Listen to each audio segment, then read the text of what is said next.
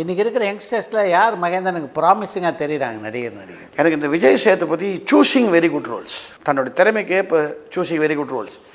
அது கொஞ்சம் நடுவில் விட்டுட்டாரோன்னு நினைக்கிறேன். நான் எனக்கு ரொம்ப பிடிச்ச நடிகர் விக்ரம், ஒரு wonderful artist, gets into the role. நான் வந்து அந்த என்ன படம் அது, தெய்வ திருமகள் படித்தேன். ஆமாம், சூப்பர். நான் ரொம்ப அந்த ரோலுக்குள்ளே இறங்கி ஒரு ஆள் நான் பார்த்தேன்னா அந்த படத்தில் செட்டில் அந்த பாத்திரமாக மாறி இருந்தார். நான் செட்டில் பார்த்து ரொம்ப அசந்து போன ஒரு ஆள், ரொம்ப பிடிச்சது எனக்கு அவர். பட் இன்னும் இப்போ சரியாக சூஸ் பண்ண மாட்டேங்கிறார் ஒரு கேரக்டர்ஸ்னு என்னுடைய ஒரு ஃபீலிங். இவங்க விஜயோட ரேஞ்சே வேறு, ஒரு ஃபாலோயிங்கே வேறு. He gives what the mass wants. Vijay வந்து இன்னொரு எம்ஜிஆர், அவ்வளோதான், டவுட்டே கிடையாது. அதில் எம்ஜிஆர் வந்த வழி தான் ரஜினி, ரஜினி வந்த வழி தான் எம்ஜிஆர், விஜய்.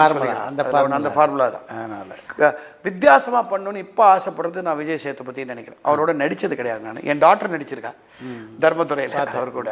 பட் எனக்கு அந்த வாய்ப்பு இன்னும் கிடைக்கல. லாட் ஆஃப் யங்ஸ்டர்ஸ், நிறைய யங்ஸ்டர்ஸ் என்ன பண்ணுறாங்கன்னா நல்லா பண்ணுறாங்க. அண்ட் அதை விட நீங்கள் யங் டைரக்டர்ஸ் ஆர் ஃபென்டாஸ்டிக்.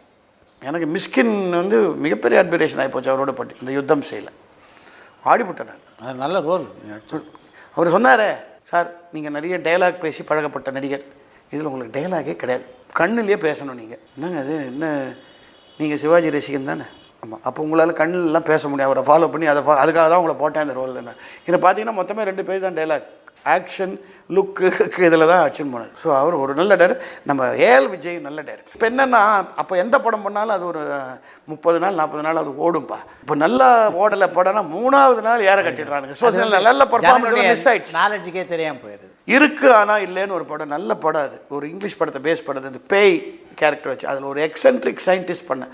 என்னோடய இன்ஸ்பிரேஷன் அதுக்கு என்னென்னா, அந்த பேக் டு த ஃபியூச்சரில் ஒரு சயின்டிஸ்ட் வருவான், அந்த மாதிரி கெட்டப்லாம் பண்ணி. அது யாருக்கு படம் எப்போ ரிலீஸ் ஆச்சு, இருக்குது ஆனால் இல்லைன்னு தான் இருக்குது. ஃபஸ்ட் கிளாஸ் படம் அது. பட் என்னன்னு தெரியல, சில நம்ம நினைக்கிற சில நல்ல படங்கள் ஓட மாட்டேங்குது.